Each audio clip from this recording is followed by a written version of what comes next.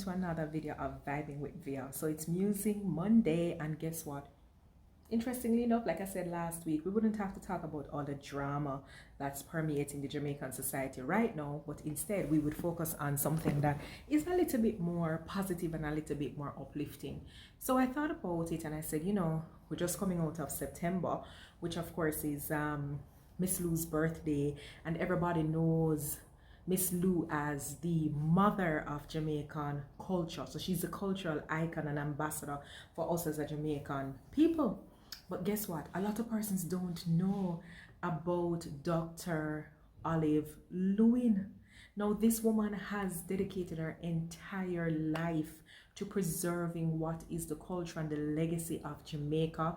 You would have known, well, most of you probably don't know, but now I'm going to tell you that she was instrumental in forming the Jamaican folk singers, in forming the Jamaican orchestra, and also being a part of what is called the Memory Bank project.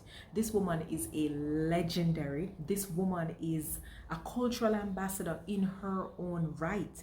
And not only did she do work here in Jamaica to ensure that she was able to capture a lot of what is our oral tradition. So these stories that we would tell from one generation to the other, the songs that we would sing, those that are work songs as opposed to resistance songs. Well, work songs are kind of resistance songs as well. All of these things, she was able to capture and document this by moving around the island to have that kind of discourse with persons who are older than us, because she would have been 94 now had she been alive. Persons who are way older than us, and them just preserving the information, the legacy, the culture, so that I could be sitting here today to share with you a little bit about that. So she hails all the way from Clarendon, and she's a graduate of Hampton High. Notice some people say Hampton High, because Hampton people, they don't normally know them run up them mouth to talk about them school. And her work saw her going internationally to work with other individuals. She's a musicologist as a part of her profession. And so when she got to Smithsonian and all these other places where she was hearing the works of Bach and Beethoven and all these persons, she figured, me as a little black girl from Jamaica, I am right here. What exactly am I doing?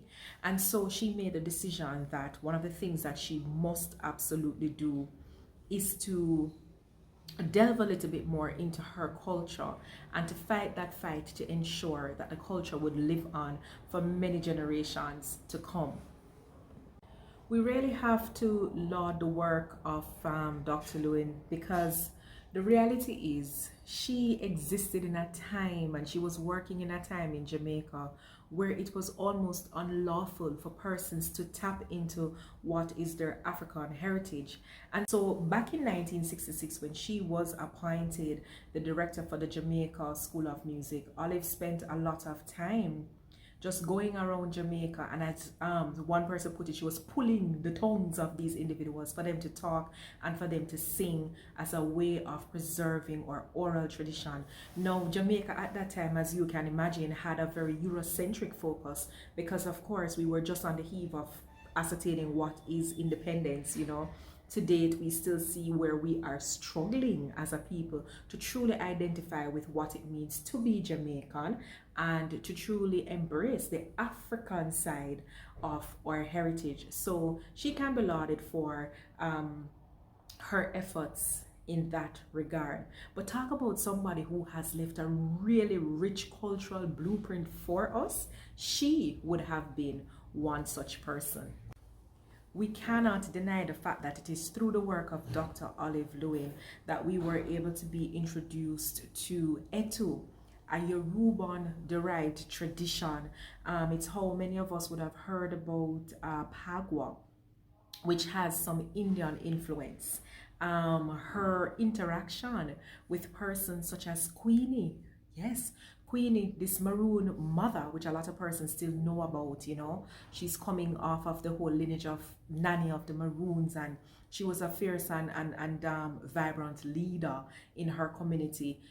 getting involved in the whole dance and the singing and the language and the food and the whole vibe and culture of the Maroon people.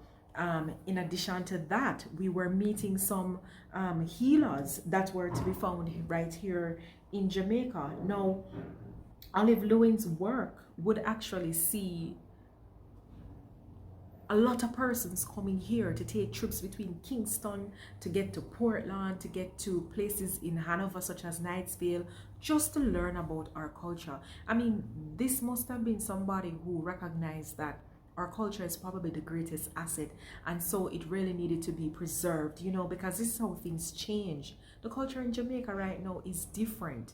I don't think the average child who is in high school could probably speak at length about what it really means to be Jamaican, especially as it relates to our music, as it relates to some of the religious practices that might, you know, go on here, because most persons are just in tune to reggae music and dancehall music. But it should be noted that there's a whole folk culture that perhaps existed before this time, and it is something that we should seek to look at.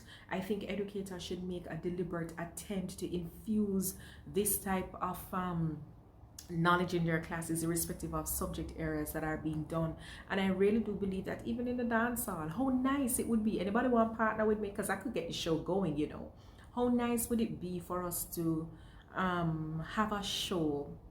Of course, all things being equal, there's no COVID and whatever, but have one of them big shows in mass camp where we can see Queen Mother coming to do her thing, you know, where we can actually see Mother Roberts. She's known as a healer. I don't know what kind of healing she do, but Mother Roberts, she's a healer. So how nice would it be if we were able to showcase one of these practices that's going on? One of the things that I think I have come to realize about Jamaicans and people by extension, we're often afraid of the unknown. So if you say things like kumina to the average Jamaican, they kind of look at you funny because they start to pre certain things. I wonder, what is this individual into? Does she have like a dark side? They're liking all of these things to Obia, and they're saying, okay, this whole Obia thing, bad practice, it's witchcraft, it's all of that. No, I'm not a proponent of Obia, because the knowledge that I have of Obia thus far, based on what I would have read and based on what would have been passed on from generations to generations, is that that's something that you want to be like, look, back up off of that, you know, don't delve into it. I really don't know what Obia practices are. I've never seen it, I've never experienced it, right? But it doesn't mean that it is not something that I am interested to learn more about. I think for years I have said it is something that I think I would want to witness in real life, meaning not me experience it, you know, just what the ritual is like, what constitutes this thing, what are the actions that go into it. But it is also something that we have to be very careful about, because if it is that it involves spirits, then we kind of gonna step back, especially because we're told that it is used for evil. But I wonder sometimes, by far and large, if that is actually an accurate presentation, or is it that the persons who did not understand it, perhaps the white men back in the days, if they were the ones who tried to basically present it as a negative thing, as a means of controlling the people? Notwithstanding, it existed a long time ago, we've heard about it, and even today, 21st century, 2021, sitting down in Jamaica, I still hear that this is something that is bad, so we stay away from that because it's negative, right? But the reality is, I'm just making the point about all of that to say this, that there are so many things that is a part of our culture, but we have not delved into it, and a lot of the times we do not try to unearth it because of fear. We genuinely don't know what it is, so it's easier for us to sit back and not meddle.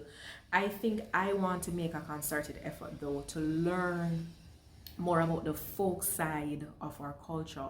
Why do we sing the songs we sing, you know? Why are we going to sing a song we say, go down a Manuel Road, galang boy, Figo broke Rockstone? What does that really mean? You know, why do we want to sing River to the Bank over there? You know, why we want to sing those things? Evening time, work is over now, it's evening time. We go up one mountain, go up one mountain, go up one mountain side. Da da da da da da dum bum bum. Dum da da dum dum dum da da dum dum dum da dum dum dum. Dance and sing, play rhythm on the mountainside. You know what I mean? All of these things. So I want to get into the know. What is the message behind these things? And if there is a way in which I can bring this back to the forefront and let us start to focus on it, then yours truly is going to do that, because I believe it defines us as a people, and it is a side that we really need to tap into. So kudos to you, Olive Lewin, you know, receiving all these prestigious awards locally, regionally, and internationally. You are truly a daughter of the soil of Jamaica. And guess what, Lady Lewin? We salute you. That's my Monday musing for you this week.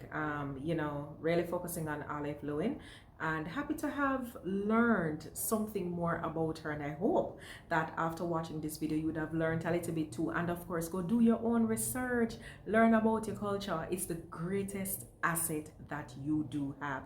Thank you so much for watching, and of course I will see you in the next video.